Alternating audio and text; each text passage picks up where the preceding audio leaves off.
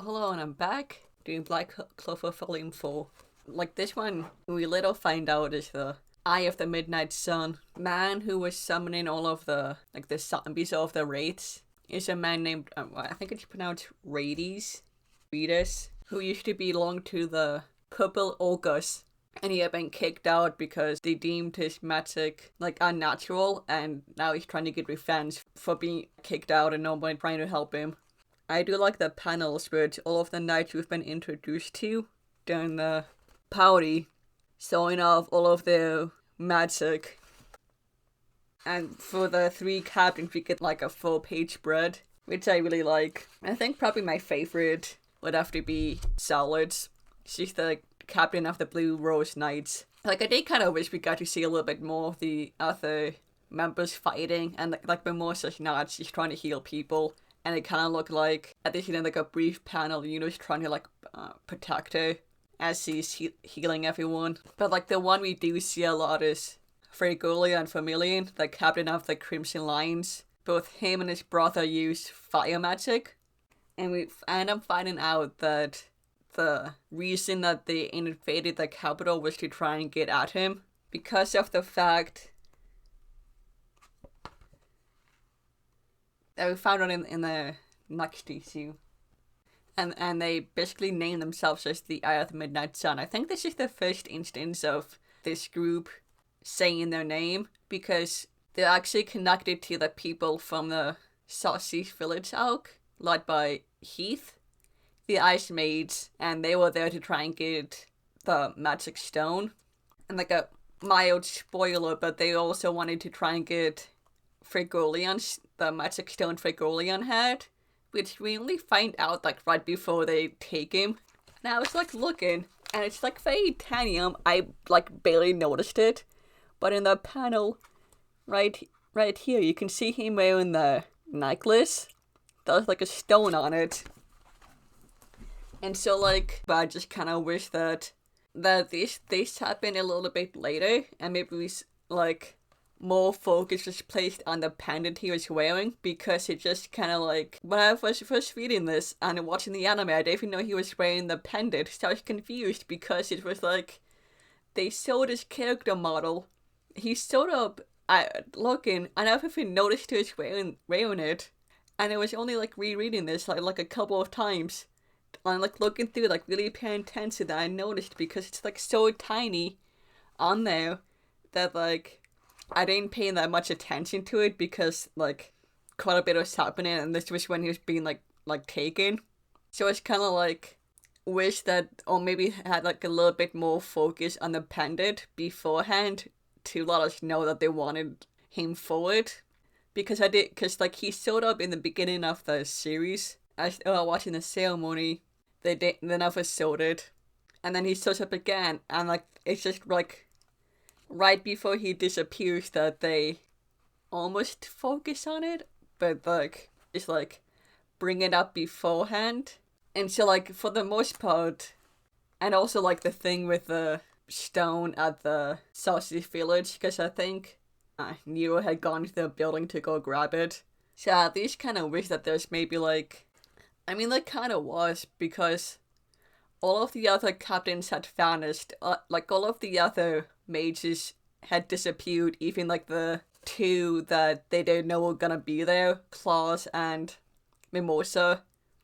We found out got away because Syl was helping him without realizing it, and so it's pretty obvious that he was the only one being left behind intentionally, and so that kind of implies that he was the one they were after, because they managed to grab everyone but him. They used very advanced spatial magic, very accurate one too, that they managed to teleport everyone away, miles away, without seeing them anywhere, because they were all in different parts of the cities, and they probably didn't do anything with the others because maybe they didn't think they were that much of a threat, because they knew who, at least for them, they kind of knew who Noelle was, and they probably didn't think she was a threat, because most people seem to think she has a hard time controlling her magic. I don't know why they would have left Leopold and Asta behind if they only wanted Frigolian unless they, I don't know, but... And also, they sent all of the mages into the same exact spot.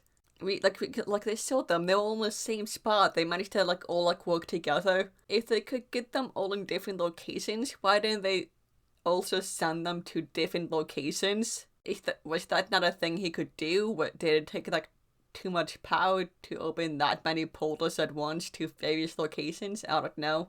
But it just seemed kind of dumb to send every single magic knight there, except for Leopold, Noel, and Asta, and Frigolian to the same exact place, and not expect all of them to work together to get back quickly?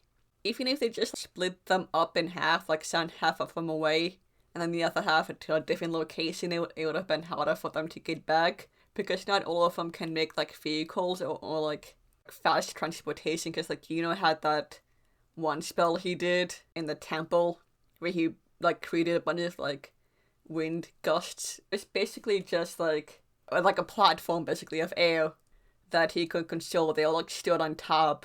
And then I think at least in the anime, claws had almost a chariot thing that could fly. So it just seemed kind of a bad idea on their part. But generally speaking, for the most part, the plan seemed decent.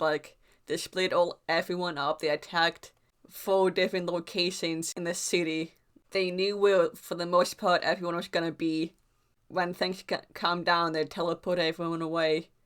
And I wonder how the plan would have gone if Asta, Noel, and Yuno hadn't been there. Cause Yuno, Asta, Noel, Klaus, and Mimosa weren't supposed to be there. Not really. They went there to give the reports, and I'm assuming they were going to leave soon after. Maybe. No, and also Chami. Nobody knew Chami was gonna be there either. I almost forgot about her. Cause she stayed behind and to try and eat more food, and she ends up with the cooks of the castle who were doing the food for the ceremony.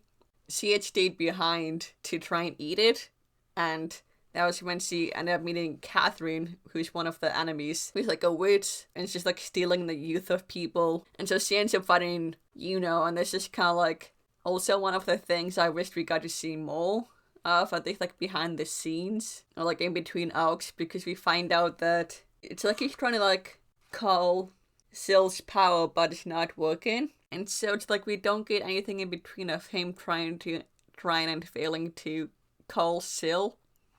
And we do get at least a little bit more about of he apparently didn't care what people were saying about him, and that he actually really doesn't want to lose to Asta. And also one of my other questions is, how long has it been since they joined the Magic Knights? Remember, I'm assuming it's been a couple of weeks, because people apparently know about Asta with him having anti-magic. Rades in the very beginning, he says, because he's using the zombies, and we find out he's using magic to animate them, so when Asta attacked them, it severed the connection between him and the zombies. He says, I get it, you're that anti-magic guy.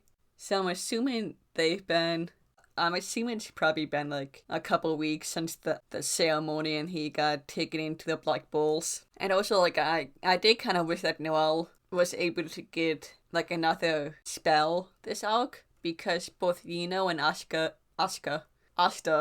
got upgrades last arc. And so I did kind of wish that Noel got a new spell. If not maybe another defense spell, or a simple attack spell, just simple basic water slash or something, because it's she's the female lead, and she got the Sea Dragon's Lair a couple of arcs ago. It has been stated that's a pretty powerful defensive spell. I am glad that she has that really powerful spell in her arsenal, and she does have the wand to help better control her magic. It's just I do kind of wish she was able to get an upgrade and not have it wait until the Water Temple arc, because she got the Sea Dragon's Lair in book 1, I think it was. Book 1, beginning of book 2 maybe. And it's now on volume 4, and she still hasn't gotten an upgrade yet. at least like upgrade the seed rank in Slayer so that maybe it's like not affected by magic or something, or that it like, I don't know, like attacks shoots out magic if someone's trying to like attack it with magic. It like shoots out like blades of like water at the spell. One of the people ends up using like one spell where she ends up saving Leo and Asta, and one of the guys tries to use that like tree magic to like attack the Sea Dragon Slayer. So I kind of wish that like we were told that magic and spells could come around in like stressful situations, and this counts like she could get like an upgrade to the barrier in order to like counteract his spell. Because also when she was fighting Heath, he like, I think he had ice magic, and he had like touched the barrier and was like starting to like attack it, like break it. That would have been a nice upgrade. Despite the complaints I've been kind of like throwing at this arc, I did really like enjoy this volume. I thought stuff was set up well. I'm having a blast with this series. I really do enjoy it. Yeah, I mean, for the most part, some of these things aren't like major things that will like turn me off. Generally, I'm having fun with it. Generally, I did like this one. I like the fact that, and like I really like Fregolian as a character, and we did get it, and because it focused a lot on him for most of this book until the end, really got a sense of who he was as a person before he was taken out of commission. And so like I kind of wished we had like I said, like more of him. At least gave him like one more arc maybe, but I thought like his introduction was done pretty well. And I do kind of like Leo. He's Leopold, Leo. Like, he's like very similar to kind of like Asta a little bit in terms of like personality. Loud, he kind of like seems like enjoy fighting a little bit. We did see Leo's and Fregolian's relationship a little bit, where it seemed like Fregolian taught him how to use magic. But yeah, I think that's generally everything. Peace.